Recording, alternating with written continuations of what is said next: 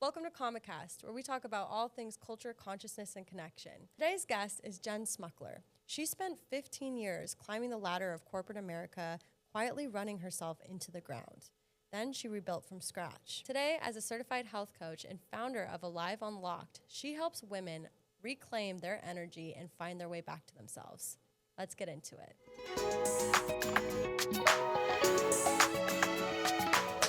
All right, Jenn, thank you so much for coming on to KamaKast. I would love for you to introduce yourself and tell people who you are. Yeah, absolutely. Thank you so much for having me. I'm touched to be here and just to be part of this incredible community. My name is Jenn Smukler, and I am here to spread the mission of positivity, of bringing wellness into as many people's lives as I possibly can. I am here to make sure that everybody knows that you can be successful and well at the same time, and you are perfect just the way that you are today. Here to spread love, and I'll tell you a lot more about my journey, hopefully, through today's conversation. Yeah, I love that. And I would love to start off with, you're at this point now, but there was a time where you spent years climbing the corporate ladder. You were the person that everybody relied on. You said yes, and then you hit a wall one day, right? And it even said, I've done some research, and it says that you said that one day you just couldn't take your daughter to school anymore. And I would like you to walk me through that moment. Like, what did your body know that you didn't actually intellectually understand yet? Yeah, it was a long time coming, and I think there were so many whispers, frankly, for decades before my body completely gave out. And I can take you back a couple of decades just so you kind of hear the story, and I think that so many people can relate to the story of what I lived. So I was born in Ukraine, and at the age of 7, I immigrated to the South Bronx, and I didn't know a word of English. I didn't know what school was. I had never been to school, and I got plopped into second grade, and I was told, go figure it out. And so from the age of 7, I was chasing the American dream, and really what I was told is that failure is not an option. And so for decades and decades, whether it was through school or through corporate, failure was not an option, and it was just bury it, keep going, and go harder. Yeah, I've experienced And I did it really well. Yeah. I did it really, really well. And I think that from the outside, nobody knew how much. I think I didn't know how much I was burying. And I was kind of just thinking that this is the way we're supposed to be. I truly didn't see a different way of prioritizing yourself.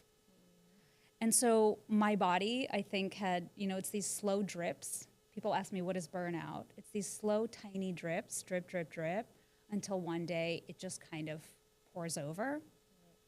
And that's what happened to me. So I was, always the one that was happy to take a 5 a.m. call with Europe.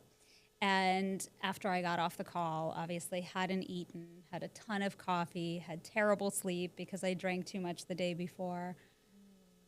And I went to stand up, and I literally couldn't. My legs were shaking. I was ghostly pale. And I have goosebumps just talking about it. Just the idea that my body was at rock bottom. This, for me, was the wake-up call and aha moment of where I can't continue to function in this capacity. And so that allowed me to really stop and start to reassess. I realized that life couldn't continue in this capacity, and I needed to make a really big change. And one that, coming from New York City and the rat race, I didn't have examples of people that left a successful career. Right. It was insane, right? And everyone thought I was insane when I did. But I think I had to choose myself because I felt that this wasn't going to end well. Yeah. And so then it came to the point where just one day your body just couldn't do it anymore. Yeah, so I actually had SIBO. So I had no idea what SIBO was, but SIBO is small intestinal bacteria overgrowth. And so essentially, doctors will tell you they don't know what causes it, but it's usually chronic stress. Right. And so the chronic stress after years and years and years, essentially my gut couldn't absorb nutrients or minerals or vitamins. And so I was at a depleted state where when I did get diagnosed, they said, we don't really understand how you were functioning because I had nothing. Yeah. And a lot of people are walking around and it manifests in different ways. I've seen, right, between cancer, SIBO's very, very common, debilitating migraines. It really looks different for different people, but these are signs that your body is constantly sending you. And what do? We put a Band-Aid on it. Right. So we take some medicine, maybe we take other substances to just kind of numb, to make it go away. Yeah. So we could keep going. Yeah. So, like, what would you say, to maybe there's someone listening who is chasing the American dream? They are doing it. They're being rewarded for it. And they're like, yes, but, like, I can just do this for a couple more years and then XYZ or whatever. What would you say to that person who maybe doesn't see the reason why they should stop or like, maybe they don't understand what the signs are or how to navigate that? Yeah, absolutely. I see this every day. I think that people feel that there is no other way. They can't leave. And so they're a little bit handcuffed to the paycheck, to the identity oftentimes. It's not even the money, but it's, if I'm not successful in this capacity, then what am I or who am I? And so what I would say is that I truly believe that you don't have to choose. I truly believe that you can have both, but you need to prioritize yourself first. And if you're able to regulate your nervous system and take care of your health, mentally, physically, emotionally, spiritually, you can absolutely have the career. You can actually have whatever you want. Yeah. You can have the full package. Just choose yourself first. And I think that that's a narrative. My mission is to spread that narrative as wide globally as I can, because I wish I heard that 10 years ago. Yeah. I mean, and it's also, I do want to just talk about, when you are doing this, you are you're doing this to yourself. It seems like you have no other way. Like you were saying, you were in New York and you had these possible role models who were treating themselves that way. How does one break the cycle, because there are certain jobs that are like, no, if you don't show up to that 5 a.m. call, then you are going to be fired or, have consequences. Like, what would you say to that? Yeah, that's very real. Yeah. I love that. So I think that you have to choose yourself and you have to advocate for yourself. And what is it that you really want? Mm-hmm. What are your priorities? And so there are a lot of toxic workplaces that maybe you have to be there for 20 hours. I mean, if you're an investment banker, you're probably expected to be there for 20 hours a day. Yeah. And so maybe that's not the right fit for you. Or maybe that is a chapter that lasts for a few seasons or a few years. So what I would say is trying to surround yourself with the kind of people, we call those expanders, but the kind of people that are living the life that you want to live. And so if you're in the rat race, whether you're in New York or in any other city anywhere in the world, if you're surrounded by individuals that are doing nothing but working, that's your community. Yeah. Yeah. Right. And so, with the mentors and anyone that I had, you're right, they were commending me. They were pushing me to do more, to take on the bigger roles. And I think this is the conversation that was missing is, are you okay? Yeah. No one really asked that, right? And so maybe you can start by being the person that asks your team, your leader, your friend, someone within your community, how they're actually doing. Yeah. Because I find a lot of that missing today. We're starting. I think there's some momentum building, but be the change that you want to see. You can lead by example as well. Yeah. I remember one thing that my dad, I think, told me growing up was like, don't take advice from someone who you wouldn't change lives with. Or something like that. That's good advice. And it's really stuck with me for a while, because it's at the end of the day, if you're seeing someone work themselves to the ground, maybe yes, they look successful and stuff on the outside, but maybe they don't have the best relationships or something like that. Would you actually want to live that life? Some Yeah. people maybe, Yeah. Yeah. but if Yeah. you don't, then that's a good like reflector. Okay, so now I want to also ask you about, nervous system. That seems to be like a buzzword these days also. And some people know it as like fight or flight or different types of, buzzwords that are out today in social media. Yeah. But you kind of relate it to like identity, relationships, these types of things. Can you expand a little bit on that? Yes. Fight or flight is where your body goes, your parasympathetic nervous system, right? And how is it activated? And so again, things that I had no idea until I went back to school and retrained is understanding that eating or lack of eating can put you into fight or flight, right? Mm-hmm. Particularly for women, if you don't eat first thing in the morning, your body goes into fight or flight. I had no idea. Yep. Me trying to explain that to my boyfriend who's been a thing. I'm like, dude, I will get upset if I do not eat right in the morning. But that's a natural reaction because your body says, I don't know if I'm safe. Yeah. I don't know when I'm going to be fed next. Yeah. And when you work out too hard in the latest fad, whether that's, I don't want to throw out any brands, but high intensity workouts where women are treated as small men, right? That is definitely putting you into a state of fight or flight at certain times of the month in your cycle. And so really learning about all the different ways in which you're triggered. But I think what's so interesting is people pleasing, thinking that about response. yes, the fawn response. And so thinking about what am I going to do in order to please that individual? Yeah. What am I going to do in order to get the response that I want versus really listening to what you want, to what you need. Yeah. And the perfectionism and the multitasking, I would say, is probably the number one thing that I see in my coaching clients is this drive for perfection that women were always told they needed to wear all the hats. Always be of service also. To everyone. Yeah. Except yourself, most likely. And that is what puts you into a state of heightened stress and this fight or flight. And so much of my work is really talking about how do you take yourself out of that state. So in our world, we have the response to an email ping or maybe an aggressive conversation with someone in the same way that a lion was attacking you. Right. And so just because our bodies innately respond that way does not mean that that's the state that we want to stay in. So the most important thing that I teach is how do we get ourselves out of that state of fight or flight? And how do we activate our vagus nerve to actually calm and show safety to our nervous system? Yeah.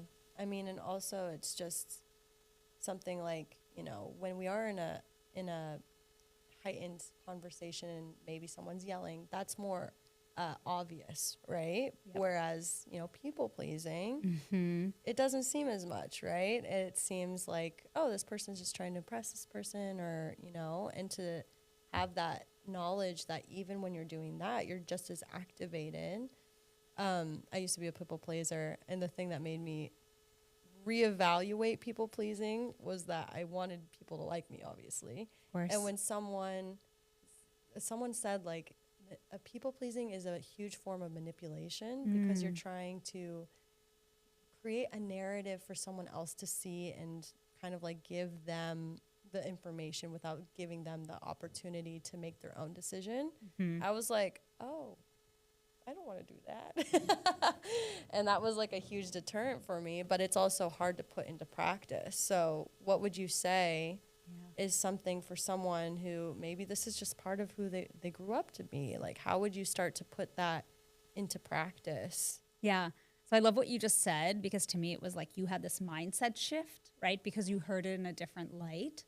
And so I think the way in which the simplest way to boil this down, and it's not simple, right? Fighting people pleasing is definitely a journey and a process, and being graceful to give yourself time to work through that. But what I would say is just to think about it as a growth mindset and thinking about this is where you were. Maybe this is what you were taught in childhood, or maybe some limiting beliefs that you have as an adult.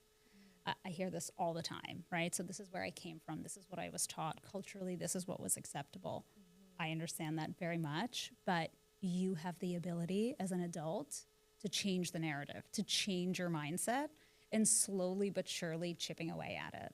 And so, like, I'll give you a very simple practice that I do with clients is saying, why don't you ask for what you want unapologetically and not thinking about whether that's people-pleasing or not people-pleasing. But it could be as simple as we were just talking, someone offered an iced coffee, and she said, I actually wanted an iced tea. But she voiced that. And it sounds so small, but the power that it gave to actually verbalize that and to not keep things pleasant because the iced tea wasn't there and the iced coffee was, created such confidence and power, and then chipping away, continuing to grow from something that small is the work. Yeah. Yeah. I think it's also just showing or proving to yourself that when you do that, there are some positive feedback that you can get from it. Like Yeah. I used to remember speaking about my feelings. Like I was really worried to tell people about how I would feel because I had a very adverse, childhood. But it's like when you do the hard thing and people show you that it's not always going to be that negative, reaction or whatever, it actually reinforces that behavior, right? And that person got their iced tea, hopefully. And this is exactly right. And I very distinctly remember it's popping up in my head. And she said, I asked for what I wanted and I received it. Again, it sounds minute, but it teaches you that that's a possibility and you can only win by trying. Yeah. Oh, I love it. So I also want to get into your Alive method that you have created. Yeah. So it's anchor, listen, intentional nourishment, vitalize, and energize, correct? Yes. And so I want you to walk me through each of those pillars. What does that mean? Yeah. All the things. Yeah. This is really the bulk of my work. And frankly, it came out of my healing journey.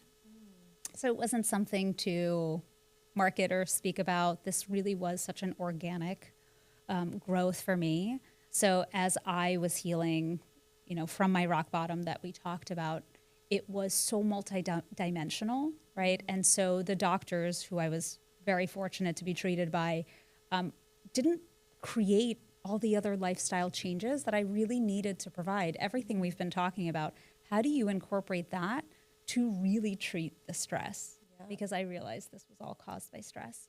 So the A in the Alive is anchoring your nervous system.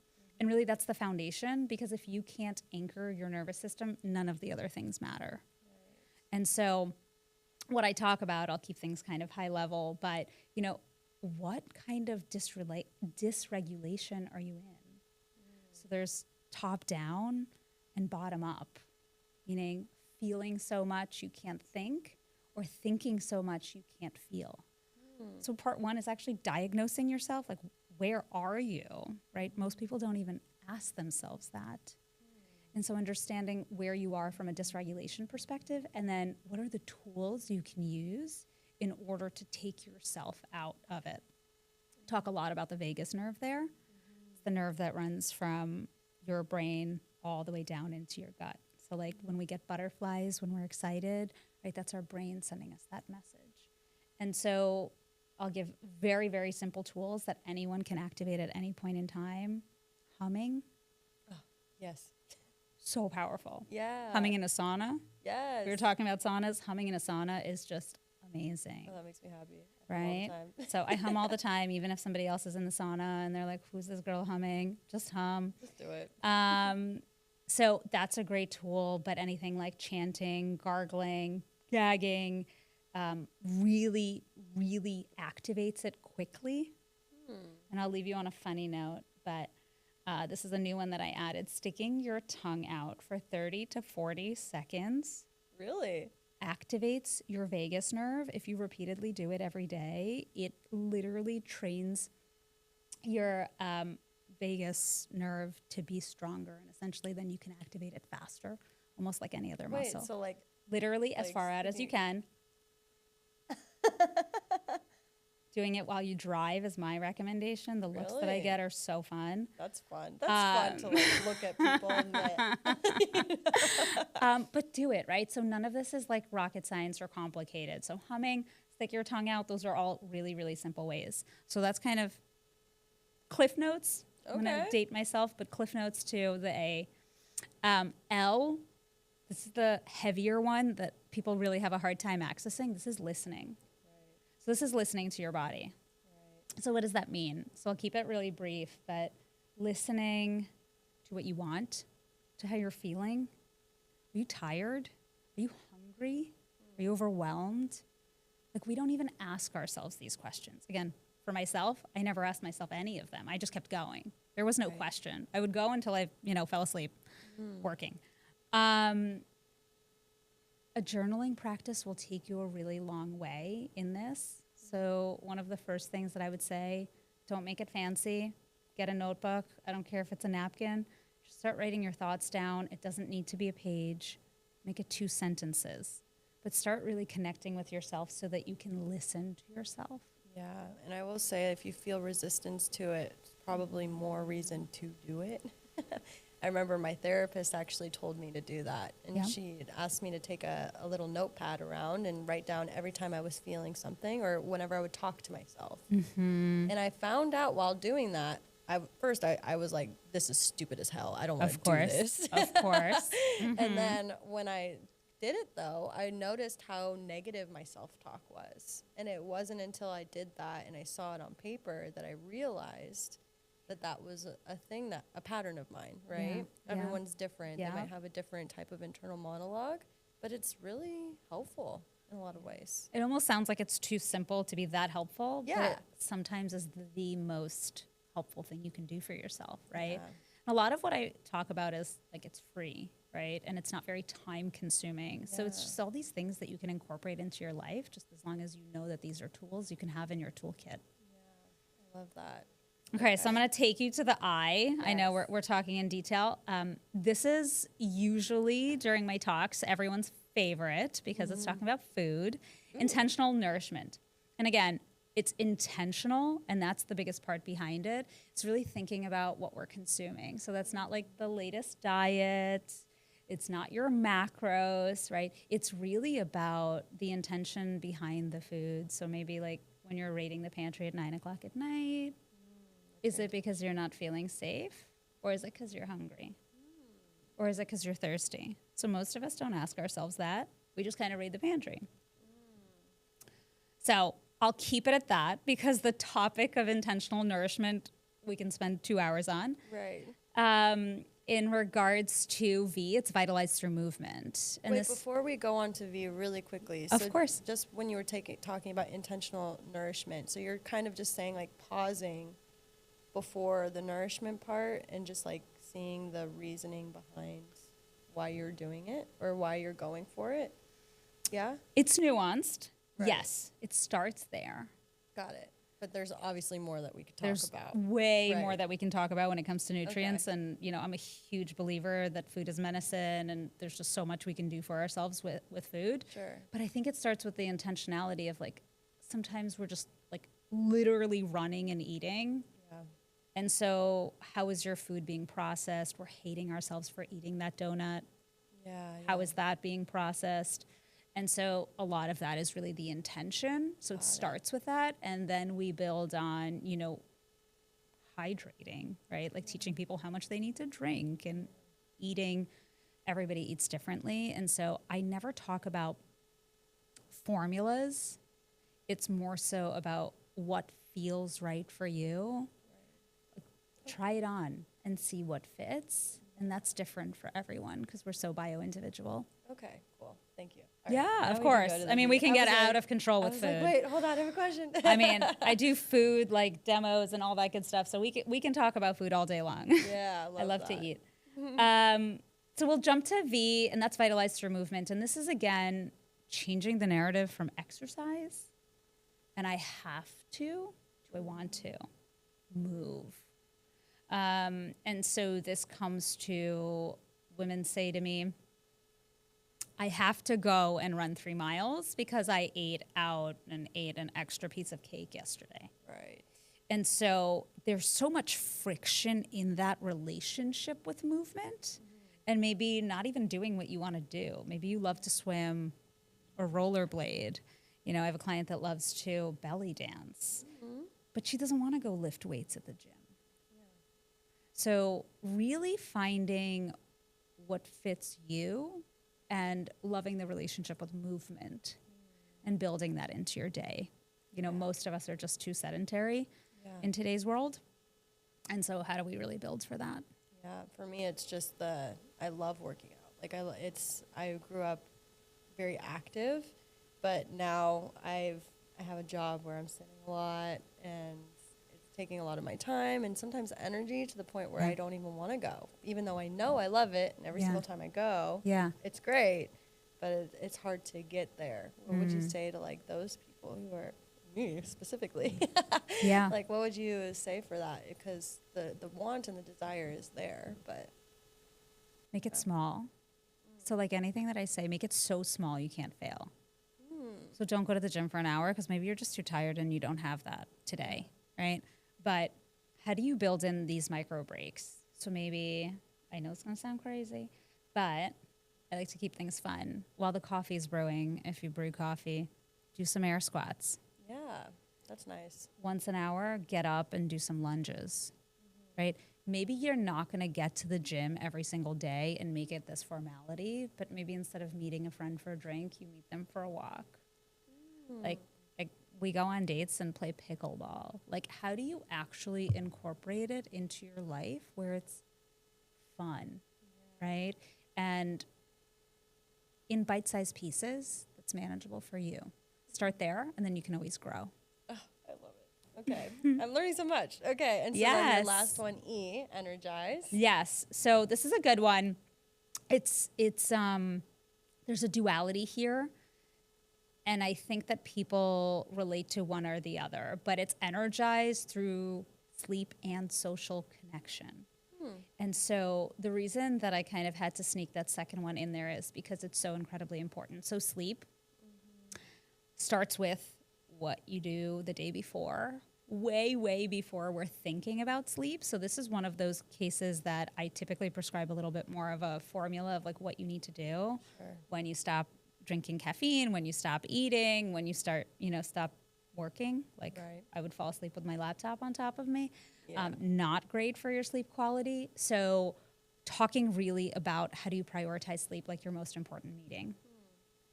Because you can eat well, you can have all the movement, but if you're not sleeping with high quality sleep consistently, your body and your cells aren't able to recover.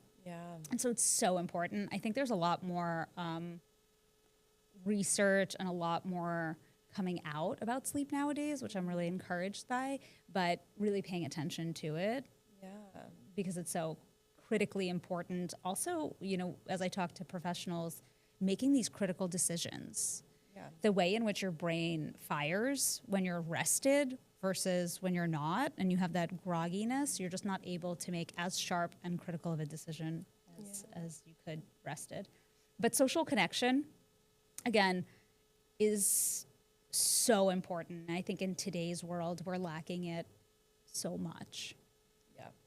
And we're so far away from real life connection.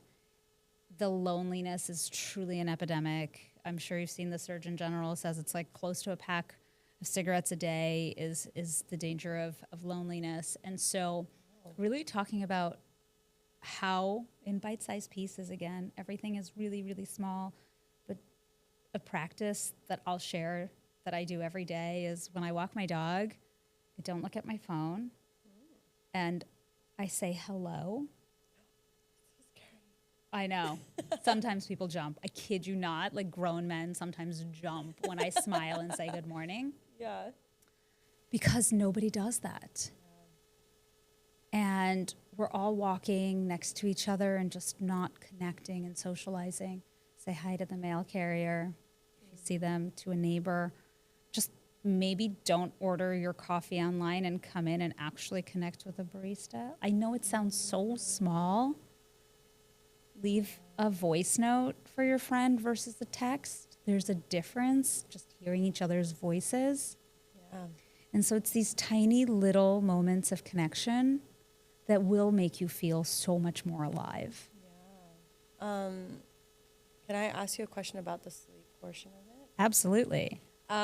So I know I don't quote me on this. I read a study one time where it was about women needing like 9 to 10 hours of sleep, like on their periods, versus men. I know one thing that like my boyfriend and I talk about a lot is like he's like, I only need 4 to 5 hours of sleep, maybe 6, blah blah blah, and I'm fine. And I'm like, I need way more than that. Can you speak on maybe like the difference between men and women, or what is like the recommended good amount of sleep for someone for something like this? Absolutely. So there's a lot to it. So in regards to your question of the number of hours, It's different. 7 to 9 is really where it consistently lands. Below 7 usually is not optimal, right?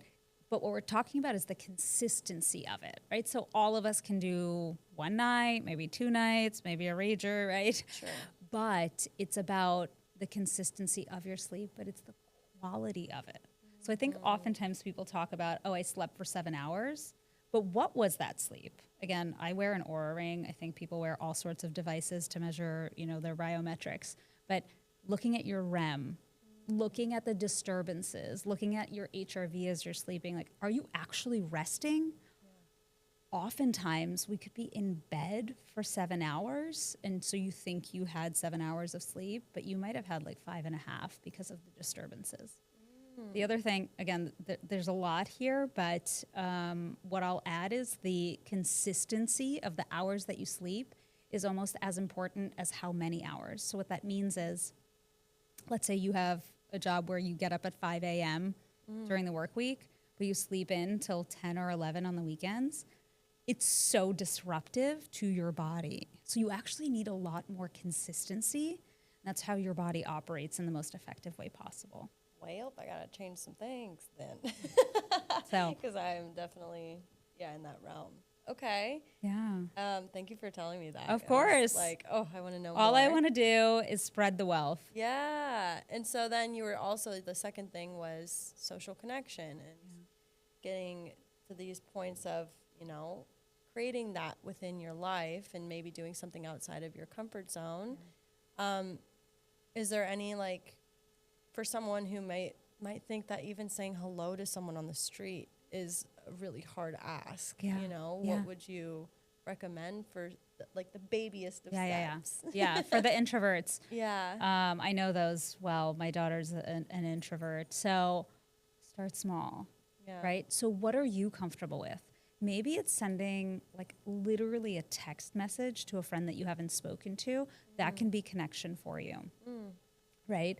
And maybe for you, if you're more introverted, it's going to be a smaller social circle, right? And you're not fed as much by social interaction. So maybe it's 1 or 2 people and you're okay with speaking to them, once a week or so. Just make sure that there's someone, right? Or creating those opportunities for yourself, maybe being open to new friendships. Different kinds of engagements, right? So they don't all need to be deep conversations. You can talk to someone about the weather and still feel human connection. Maybe start there. Okay. Right?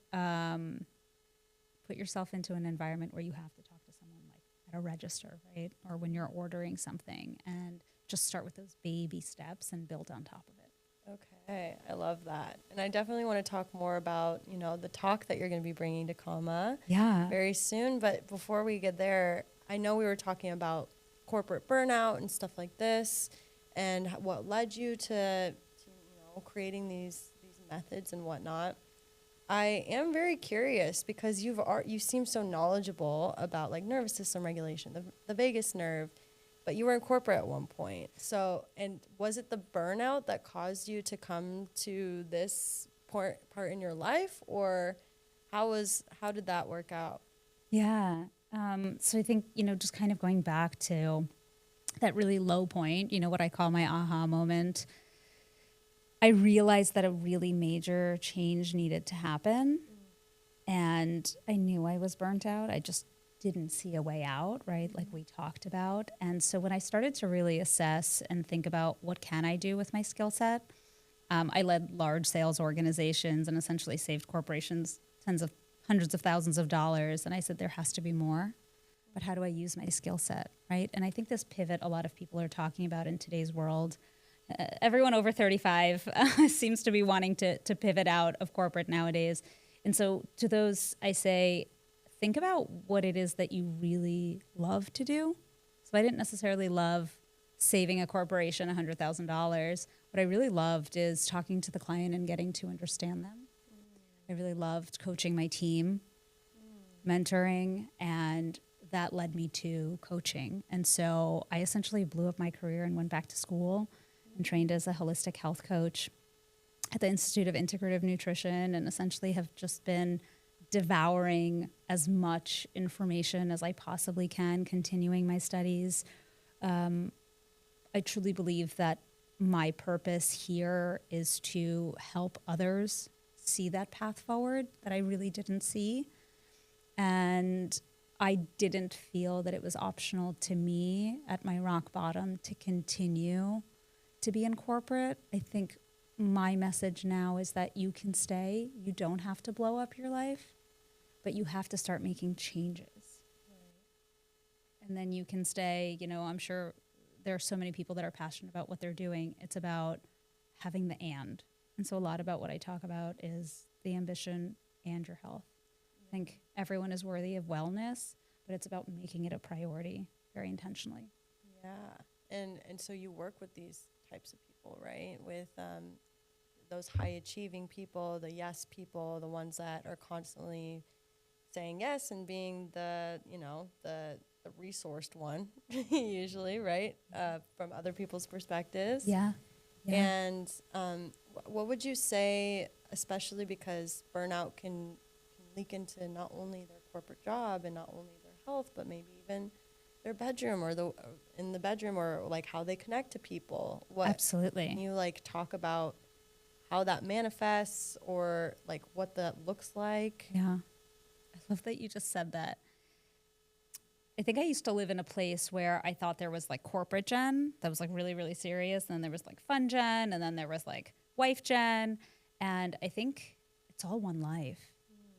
Right? And I think the way in which I live today is that there's this present moment that we're in, and your energetic state, your well-being, it's exuding into every element of your life, because this is your life and how you're living it. Mm-hmm. And so I don't think that most people can just be completely burnt out, have no meaning in their corporate world, and turn around and be completely present and happy in their personal life.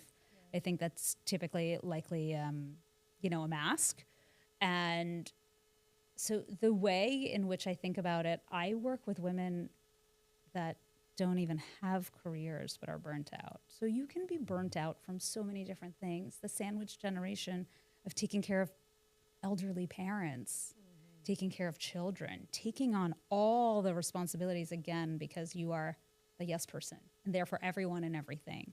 So it doesn't always have to be a career. You can be burnt out from people are burnt out from athletic careers, right? Yeah. And so it's just about knowing what your thresholds are, reeling it back in, and taking care of you. Okay. And so, those are the people that you coach, and you're having this talk here, which is called Aliveness, after you've just broken that down. First, I love that. I love the way that you've created that acronym. And what would you say, for that talk, what are you going to be diving into, and why would someone want to come to this talk, especially if they're listening to this up to this point? Yeah, I'm so excited for that talk. I think that we'll dive so much deeper into the Alive method, and everything that I do is really going to make sure that you walk away not with a theory and a concept, but practical tools that you can incorporate into your life at no cost, and that is feasible into your everyday world. So it's going to be small, it's going to be feasible, it's going to be accessible. And, all of it has to do with alive and aliveness, because I think the question that we don't ask ourselves enough is, what are you doing that makes you feel the most alive? And through this entire practice, the hope is that you walk away with small, tiny steps to work towards that. Yeah. And so, like you said earlier, that it doesn't always necessarily have to be correlated with a career. You could experience burnout in many different ways. So what would you tell the person who is that yes person, who is getting rewarded for their things, but maybe they feel they don't know that this is what they need yet, maybe? How would you communicate to them that this talk is something that you really would benefit from? Like, what would you say? Yeah, I think that ask yourself, are you experiencing a high level of stress? What does that stress look like to you? How can your life be different and better? Can you imagine a different version of life where you're not feeling exhausted, depleted, and telling yourself this is just the way that it is? And you want more for yourself. You don't have to stay with the status quo. You know that life can be so much more beautiful and so much more alive than where you are today. And so with a very small commitment of time, I think you can come out feeling so much lighter and so resourced from what you take away from the conversation. Yeah. And let's say this person thinks, oh, I'll just keep watching podcasts, or I'll now that I know, I'm going to do YouTube University. Yeah. What would you say to those people who might think like, oh, okay, I know now, I'll do it. I'll just do that. Is it important for them to come to the Kama talk specifically? I think being in the room, energetically speaking, and getting the Jennergy. Genergy, I love that. In the room. It's infectious. I think that growing as a community together with everybody else that's in the room. Mm-hmm. So learning from other people's questions and experiences is going to be so different from anything that you get from YouTube, right? It's about being present and making your needs a priority. Coming to the talk is literally the first step to that. Yeah, and we were talking about social connection. There's also a little social hour after that people can come to, and that's right. It just is all encompassing, all the things. That is so exciting. Yeah. Your Kama talk is coming soon. It's in August. Yes. When's the date? August 24th. Okay, on Monday, August 24th at 7 p.m. I'm so excited to have you. But before we close up, I wanted to ask you, is there anything that I didn't miss that you would like to touch on or speak on before we close? Follow my writing on Substack. I love to share my knowledge as best as I can, but I have one closing question for you. Ooh, okay. What makes you feel the most alive? It's actually very similar to you. I was a coach for a bit before I started to come on with Kama. And I think for me, the thing that really makes me come alive is seeing help or supporting someone in experiencing their fullest, most self-expressed version of themselves. I grew up with very limiting beliefs, and I always thought that my life was just going to be that way. And when my life started to shift, the only thing I changed was my mindset and believing that it was possible and that I could have good connections and could have beautiful people in my life. And it's so simple, but I love when people do create that change in their lives and I get to experience it or see it. And that's why I'm so excited about this podcast and the things that we're offering here, because I think as an entrepreneur, for me, it was really hard for me to put myself out there and stuff. So I'm like, this is exciting to me because, I get to help people on their journey and support them through it. So beautiful. Thank you for sharing. Yeah, thank you for asking. That was nice.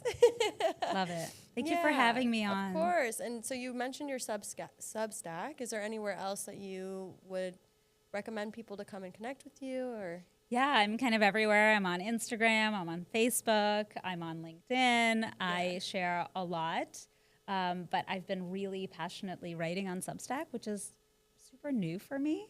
Never considered myself a writer, and I've just really been enjoying the journey. Okay, well, we'll have it all linked in the YouTube. Awesome. But thank you so much for giving us your time, and I'm really excited for your talk.